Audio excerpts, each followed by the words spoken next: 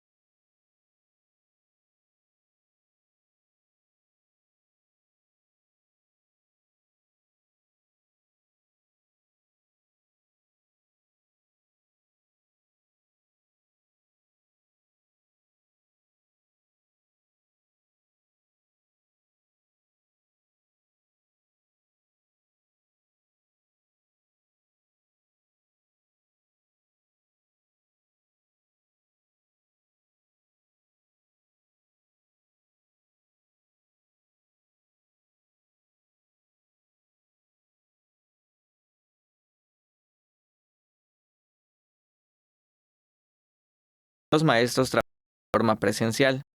La Expo Vocacional 2022 terminará este viernes. El acceso es gratuito. Con imágenes de Juan Velázquez, César Gómez, Teleyucatán te informa. Teleyucatán te informa, lunes a viernes 3 de la tarde. Síguenos.